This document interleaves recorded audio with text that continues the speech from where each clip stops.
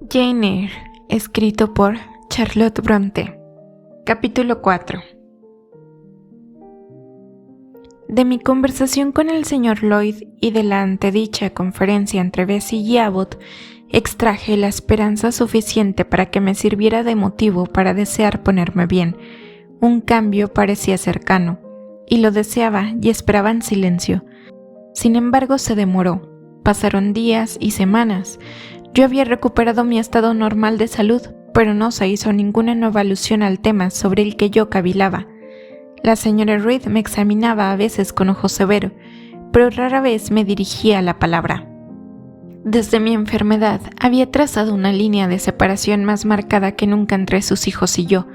Me asignó un pequeño cuartito para dormir sola, me condenó a tomar mis comidas en solitario y a pasar todo mi tiempo en el cuarto de los niños, mientras mis primos estaban constantemente en el salón. Sin embargo, no dejó caer ni una indirecta sobre enviarme a la escuela. Aún así, sentía una certeza instintiva de que no me soportaría mucho tiempo bajo el mismo techo que ella, pues su mirada, ahora más que nunca, cuando se posaba en mí, expresaba una aversión insuperable y arraigada.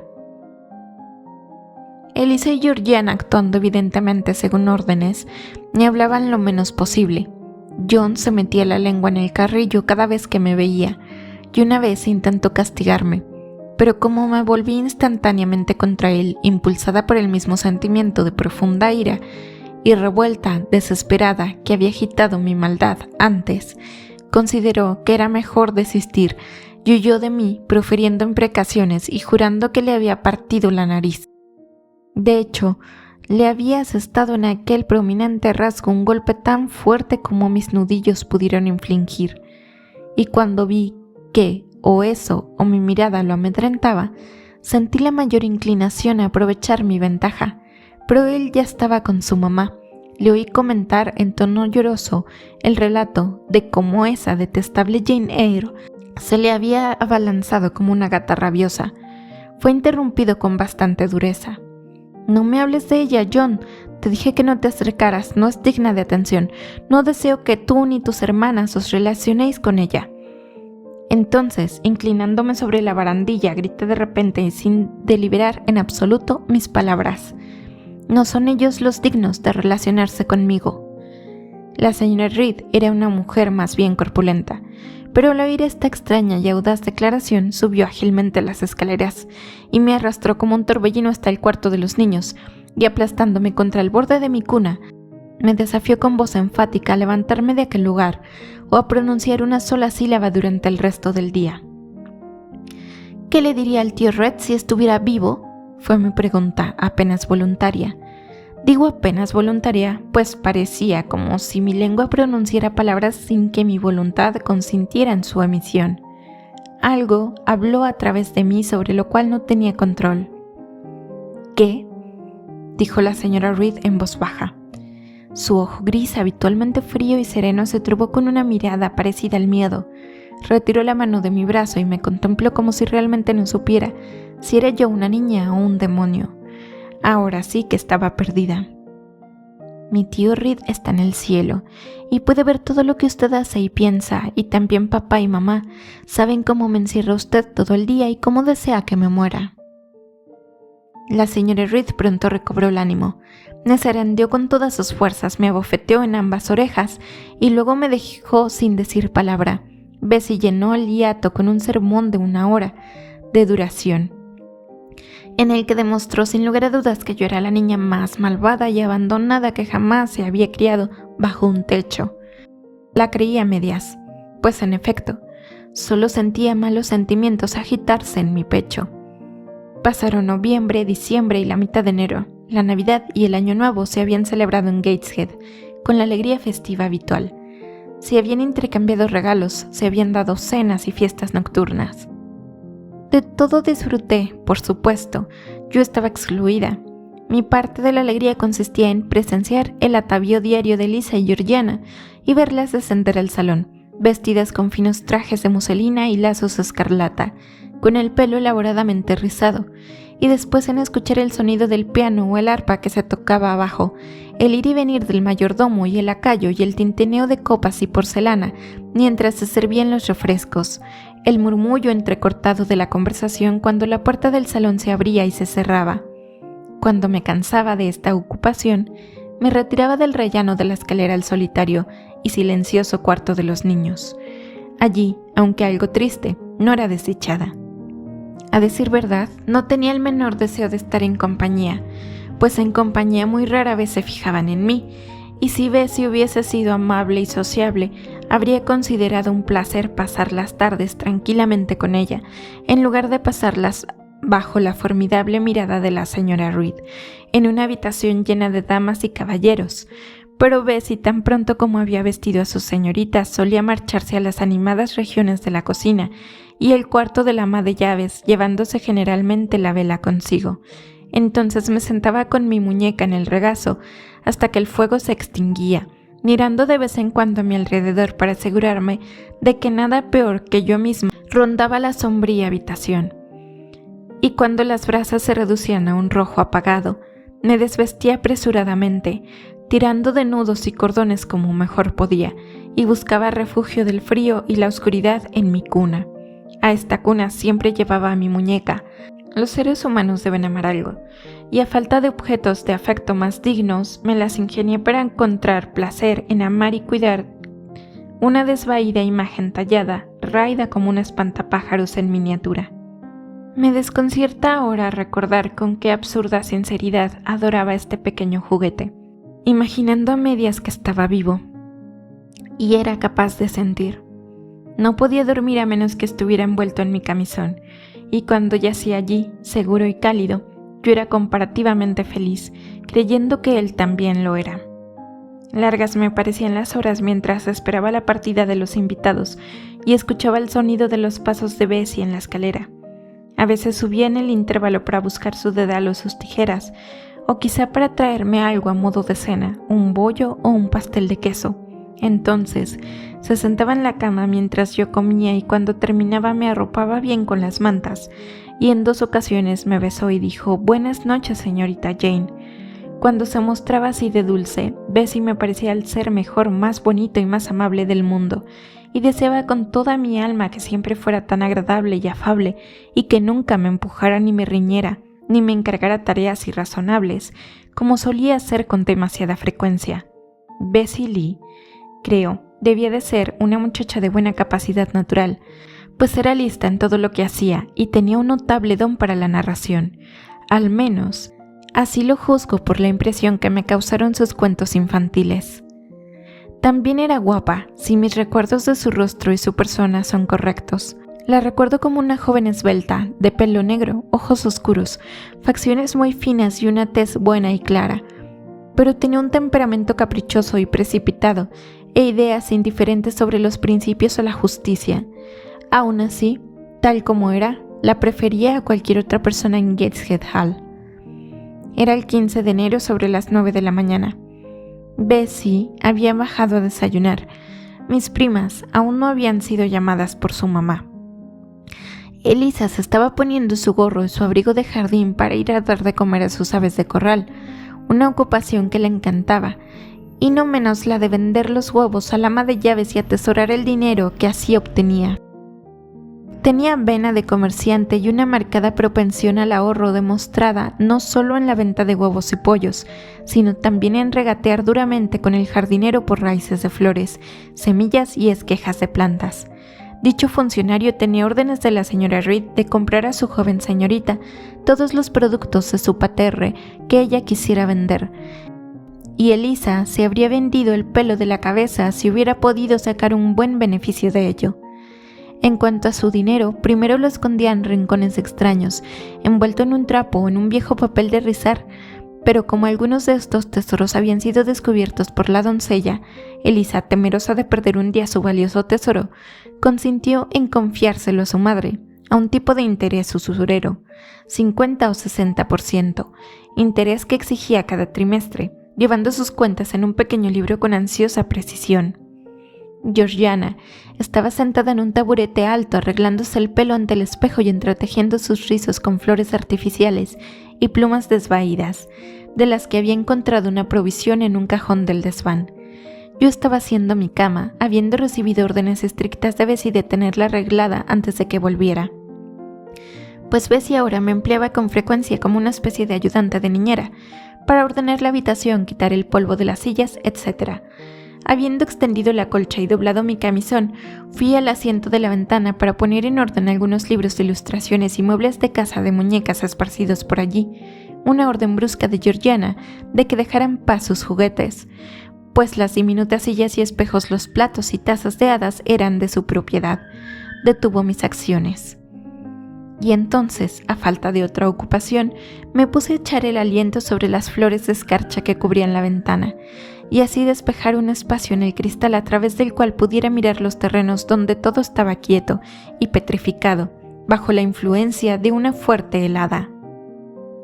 Desde esta ventana se veían la garita del portero y el camino de carruajes, y justo cuando había disuelto tanto el follaje blanco plateado que velaba los cristales como para dejar espacio para mirar, vi abrirse las puertas de par en par y un carruaje entrar. Lo observé ascender por el camino con indiferencia. A menudo venían carruajes a Gateshead, pero ninguno traía jamás visitantes que me interesaran. Se detuvo frente a la casa. El timbre de la puerta sonó con fuerza. El recién llegado fue admitido.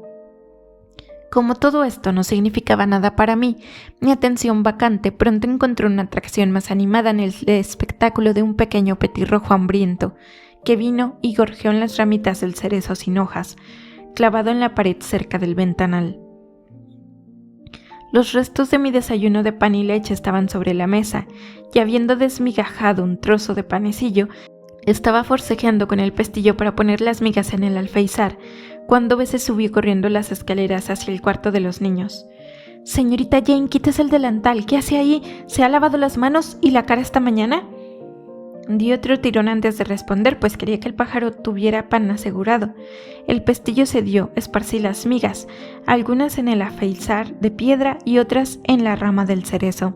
Luego, cerrando la ventana, respondí: «No, Bessie, acabo de terminar de quitar el polvo». «Niña, molesta y descuidada, ¿y qué haces ahora? Estás toda colorada, como si hubieras hecho alguna travesura. ¿Para qué abrías la ventana?» Me ahorro la molestia de responder, pues Bessie parecía tener demasiada prisa para escuchar explicaciones. Me arrastró hasta el lavabo, me infligió un despiadado pero felizmente breve fregado en la cara y las manos con jabón, agua y una toalla áspera. Disciplinó mi cabeza con un cepillo de cerdas duras, me despojó de mi delantal y luego, llevándome a toda prisa al rellano de la escalera, me ordenó que bajara inmediatamente, pues me necesitaban en el comedor de diario. Habría preguntado quién me necesitaba, habría exigido saber si la señora Reed estaba allí, pero Bessie ya se había ido y había cerrado la puerta del cuarto de los niños detrás de sí. Descendí lentamente. Durante casi 3 meses nunca había sido llamada a la presencia de la señora Reed. Recluida tanto tiempo en el cuarto de los niños, el comedor de diario, el comedor principal y el salón, se habían convertido para mí en regiones terribles en las que me consternaba entrometerme. Ahora me encontraba en el vestíbulo vacío, ante mí estaba la puerta del comedor de diario, y me detuve intimidada y temblorosa. ¿En qué miserable cobarde me había convertido en aquellos días de miedo, engendrado por el castigo injusto? Temía volver al cuarto de los niños y temía avanzar hacia el salón. Durante 10 minutos permanecí en agitada vacilación. El vehemente sonar de la campana del comedor de diario me decidió, debía entrar. ¿Quién podría necesitarme?, me pregunté para mis adentros, mientras con ambas manos giraba el rígido pomo de la puerta que, por 1 o 2 segundos, se resistió a mis esfuerzos. ¿Qué veré además de tía Reed en la estancia? ¿Un hombre o una mujer?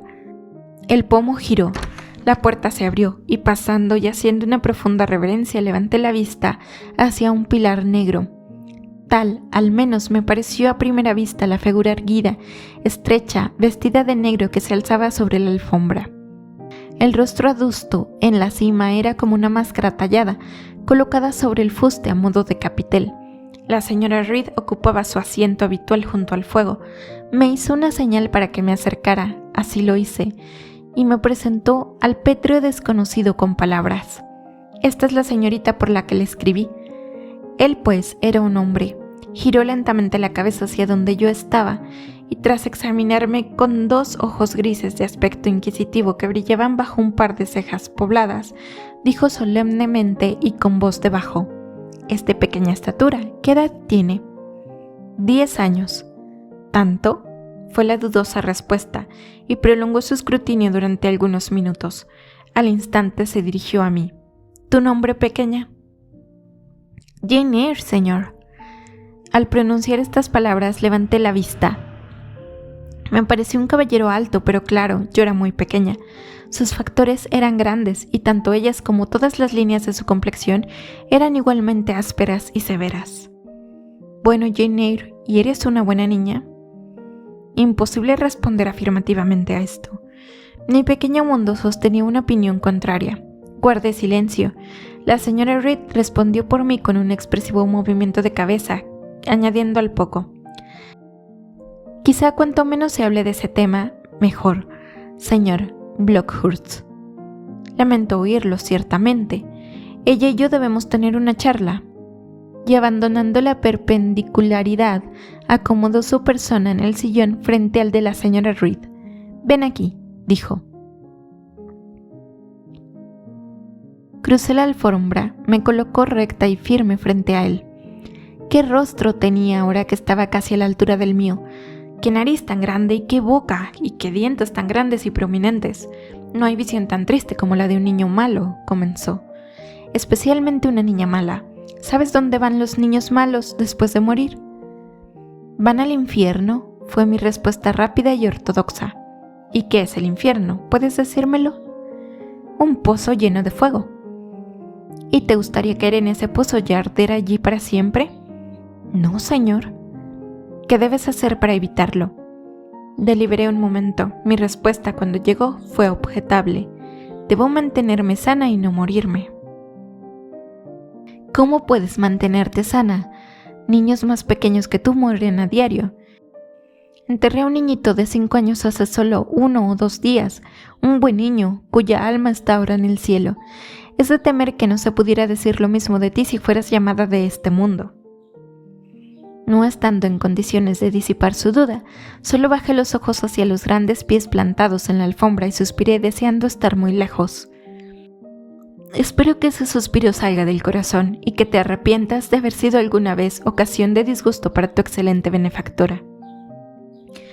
«Benefactora, benefactora», dije para mis adentros. Todos llaman a la señora Reed mi benefactora. Si es así, una benefactora es algo desagradable. «¿Rezas tus oraciones por la noche y por la mañana?», continuó mi interrogador. «Sí, señor». «¿Lees tu Biblia?». «A veces». «¿Con gusto? ¿Te agrada?». «Me gustan el Apocalipsis y el libro de Daniel y el Génesis y Samuel y un trocito del Éxodo y algunas partes de Reyes y Crónicas y Job y Jonás». «¿Y los salmos? Espero que te gusten». «No, señor». «¿No? ¡Oh, qué espanto! Tengo un niño pequeño menor que tú que sabe 6 salmos de memoria, y cuando le preguntas qué preferiría, una galleta de jengibre para comer o un versículo de un salmo para aprender, dice: «Oh, el versículo de un salmo». «Los ángeles cantan salmos», dice él. «Deseo ser un pequeño ángel aquí abajo», y entonces recibe 2 galletas en recompensa por su piedad infantil. «Los salmos no son interesantes», observé. «Eso demuestra que tienes un corazón malvado y debes rezar a Dios para que lo cambie, para que te dé uno nuevo y limpio, para que te quite tu corazón de piedra y te dé un corazón de carne». Estaba a punto de plantear una pregunta tocante a la manera en que esta operación de cambiar mi corazón debía realizarse, cuando la señora Reed interpuso, diciéndome que me sentara. Luego procedió a continuar la conversación ella misma. «Señor Blockhurst, creo que le insinué en la carta que le escribí hace 3 semanas que esta niña no tiene exactamente el carácter ni la disposición que yo desearía. Si la admite en la escuela de Lowood, me alegraría que se pidiera a la superintendente y a las maestras que la vigilen estrictamente y sobre todo que la preserven de su peor falta, una tendencia al engaño. Menciono esto en tu presencia, Jane, para que no intentes embacuar al señor Blockhurst». Con razón podía temer, con razón podía detestar a la señora Reed, pues era su naturaleza herirme cruelmente. Nunca fui feliz en su presencia. Por mucho que obedeciera, por mucho que me esforzara en complacerla, mis esfuerzos eran siempre rechazados y pagados con sentencias como la anterior. Ahora pronunciada ante un extraño la acusación, me partió el corazón. Percibí vagamente que ya estaba borrando la esperanza de la nueva fase de la existencia que me destinaba. Sentí, aunque no podría haber expresado el sentimiento, que estaba sembrando aversión y desamabilidad a lo largo de mi futuro camino. Me vi transformada bajo la mirada del señor Blockhurst en una niña taimada y nociva. ¿Qué podía hacer yo para remediar el daño? Nada, en verdad, pensé, mientras luchaba por reprimir un sollozo y me secaba apresuradamente unas lágrimas, impotentes evidencias de mi angustia. El engaño es ciertamente una falta lamentable en un niño, dijo el señor Blockhurst. Es pariente de la falsedad y todos los mentirosos tendrán su parte en el lago que arde con fuego y azufre. Sin embargo, será vigilada, señora Reed. Hablaré con la señorita Temple y las maestras. Desearía que fuera educada de una manera adecuada a sus perspectivas, continuó mi benefactora. Que se la haga útil, que se la mantenga humilde. En cuanto a las vacaciones, con su permiso, las pasará siempre en Lowood. Sus decisiones son perfectamente juiciosas, señora, respondió el señor Blockhurst.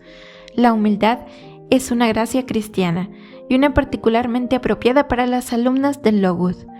Por lo tanto, ordeno que se ponga especial cuidado en su cultivo entre ellas. He estudiado la mejor manera de mortificar en ellas el sentimiento mundano del orgullo, y precisamente el otro día tuve una grata prueba de mi éxito. Mi segunda hija, Augusta, fue con su mamá a visitar la escuela y a su regreso exclamó: «Oh, querido papá, qué tranquilas y sencillas parecen todas las niñas del Lowood, con el pelo peinado detrás de las orejas y sus largos delantales, y esos pequeños bolsillos de tela de Holanda fuera de sus vestidos, son casi como hijas de gente pobre». Y, dijo ella, miraban mi vestido y el de mamá como si nunca hubieran visto un vestido de seda antes. Este es el estado de cosas que apruebo por completo, respondió la señora Reed. Si hubiera buscado por toda Inglaterra, apenas habría encontrado un sistema que se ajustara más exactamente a una niña como Jane Eyre. Coherencia, mi querido señor Blockhurst. Abogo por la coherencia en todas las cosas. La coherencia, señora, es el primero de los deberes cristianos y se ha observado en cada disposición relacionada con el establecimiento de Lowood. Comida sencilla, atuendo simple, alojamiento sin sofisticaciones, hábitos rudos y activos. Tal es el orden del día en la casa y sus habitantes. Muy bien hecho, señor. ¿Puedo entonces contar con que esta niña sea recibida como alumna en Lowood y que allí sea educada en conformidad con su posición y perspectivas? Señora, puede contar con ello. Será colocada en ese vivero de plantas escogidas y confío que se mostrará agradecida por el inestimable privilegio de su elección. La enviaré entonces tan pronto como sea posible, señor Blockhurst, pues le aseguro, siento ansiedad por ser relevada de una responsabilidad que se estaba volviendo demasiado fastidiosa. Sin duda, señora. Y ahora le deseo buenos días. Regresaré a Blockhurst Hall en el transcurso de 1 o 2 semanas. Mi buen amigo, el arcediano, no me permitirá dejarlo antes. Enviaré aviso a la señorita Temple de que espere a una nueva alumna, para que no haya dificultad en recibirla. Adiós. Adiós, señor Blockhurst. De recuerdos de mi parte a la señora y a la señorita Blockhurst y a Augusta y Theodore, y al señorito Broughton Blockhurst. Lo haré, señora. Niña, aquí tienes un libro titulado La Guía del Niño. Léelo con oración, especialmente esta parte que contiene un relato de la terrible súbita muerte de Martha G., una niña mala adicta a la falsedad y al engaño. Con estas palabras el señor Blockhurst puso en mi mano un delgado folleto cosido en una cubierta y, habiendo hecho sonar la campanilla para llamar a su carruaje, partió. La señora Reed y yo nos quedamos solas. Pasaron algunos minutos en silencio. Ella cosía y yo observaba. La señora Reed podría tener en aquel tiempo unos 36 o 37 años. Era una mujer de complexión robusta, de hombros cuadrados y miembros fuertes, no alta y aunque corpulenta no obesa. Tenía un rostro algo grande, con la mandíbula inferior muy desarrollada y muy sólida. Su frente era baja, su barbilla grande y prominente. Boca y nariz suficientemente regulares. Bajo sus cejas claras brillaba un ojo provisto de piedad. Su piel era oscura y opaca, y su cabello casi rubio platino. Su constitución era sana como una campana. La enfermedad nunca se le acercaba. Era una administradora exacta e inteligente. Su casa y sus inquilinos estaban completamente bajo su control. Solo sus hijos desafiaban a veces su autoridad y se burlaban de ella. Vestía bien y tenía una presencia y un porte calculados para realzar un atuendo elegante. Sentada en un taburete bajo a pocos metros de su sillón, examiné su figura, estudié sus facciones. En mi mano sostenía el panfleto que contenía la muerte súbita de la mentirosa, narrativa a la que se había señalado mi atención como una advertencia apropiada. Lo que acababa de pasar, lo que la señora Reed había dicho de mí al señor Blockhurst, todo el tenor de su conversación estaba reciente, crudo y punzante en mi mente. Había sentido cada palabra tan agudamente como la había oído claramente, y una pasión de resentimiento fermentaba ahora dentro de mí.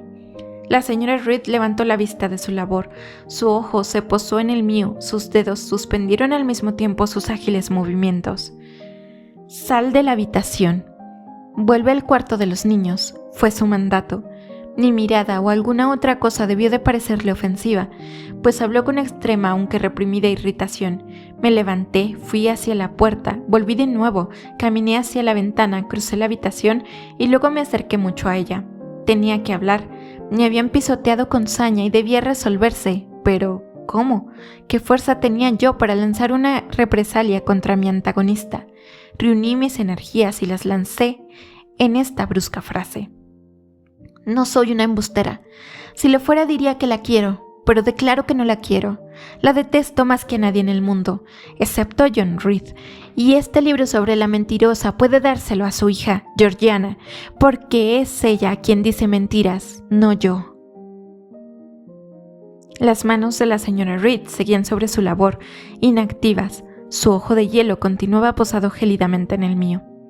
«¿Qué más tienes que decir?», preguntó, más bien en el tono con que una persona podría dirigirse a un oponente de edad adulta, que en el que se usa ordinariamente con un niño.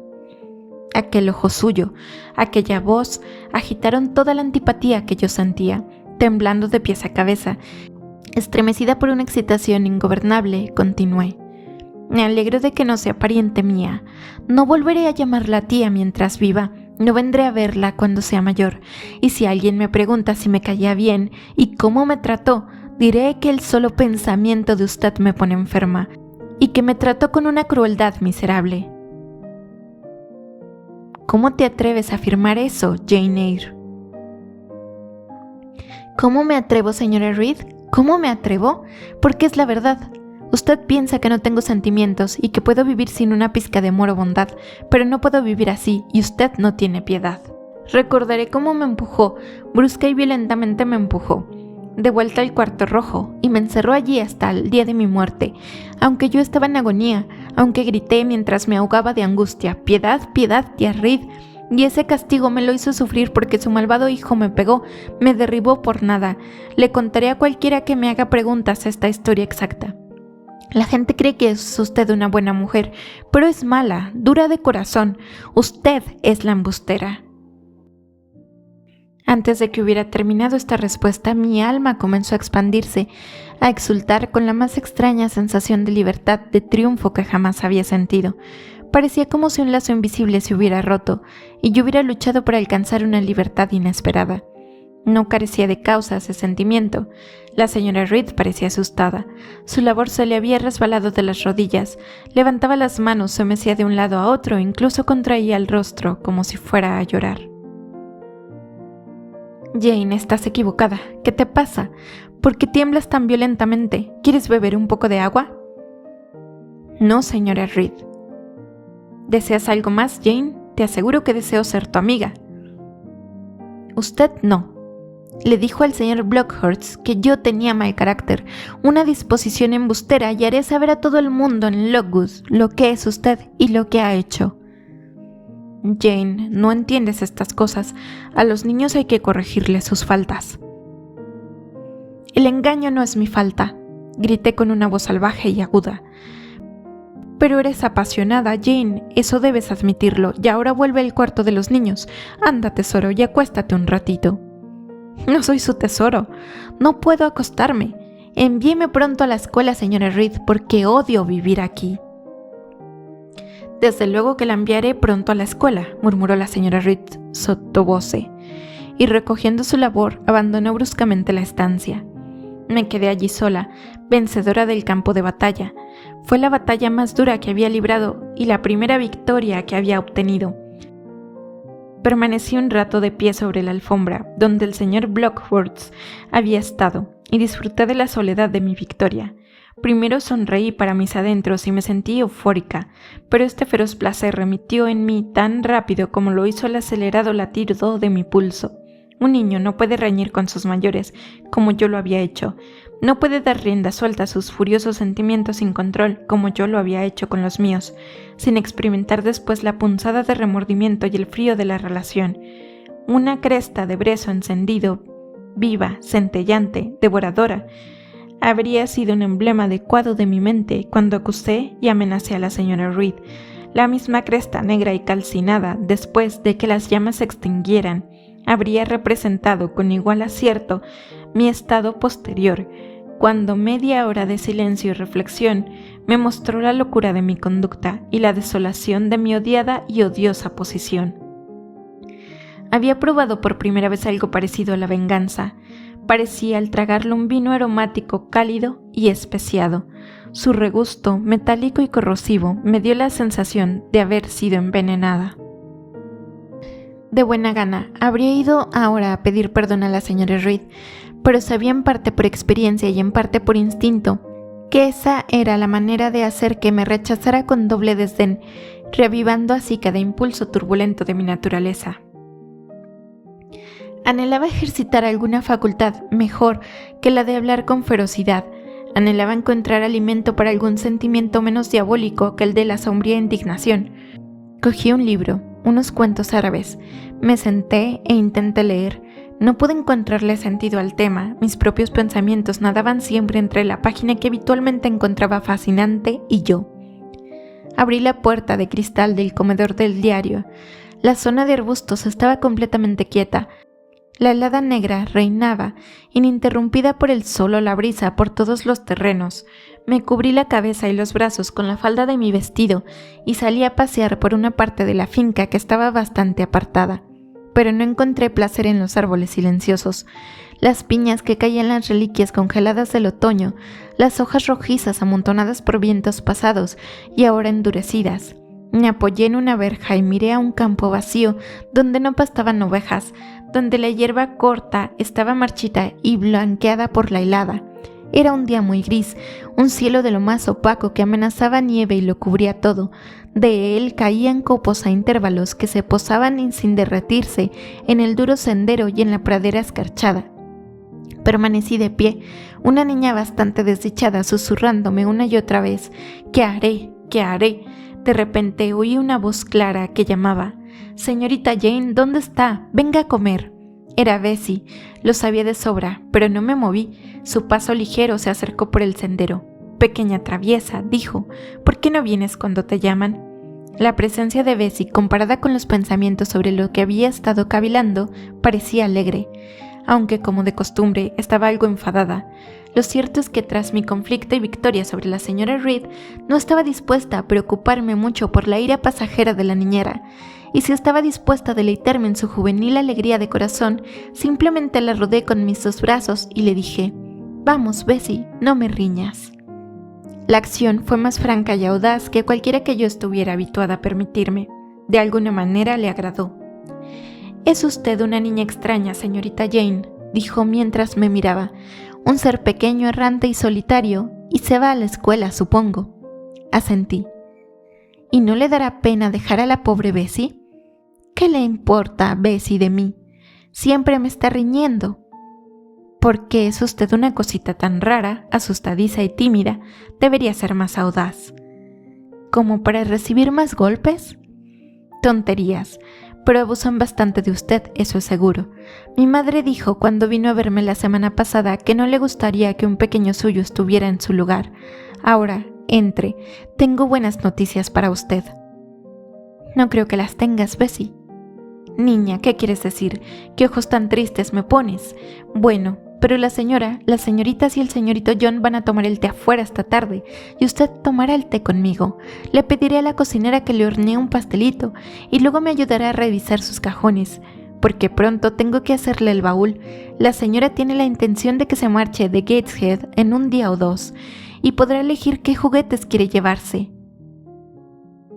Bessie, tienes que prometerme que no me reñirás hasta que me vaya. Bueno, lo prometo, pero pórtate muy bien y no me tengas miedo. No te sobresaltes si por casualidad hablo un poco bruscamente. ¿Es tan irritante? No creo que vuelva a tenerte miedo, Bessie, porque me he acostumbrado a ti y pronto tendré otro grupo de gente a quien temer. Si les temes, no les gustarás. ¿Como a ti, Bessie? Usted no me disgusta, señorita.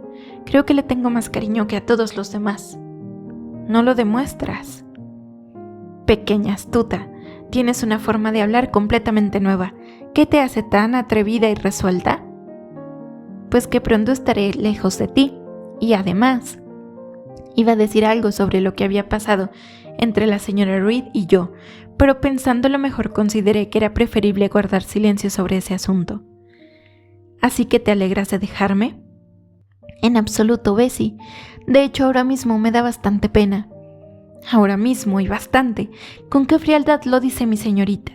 Me atrevería a decir que si ahora te pidiera un beso, no me lo darías. Dirías que preferirías no hacerlo.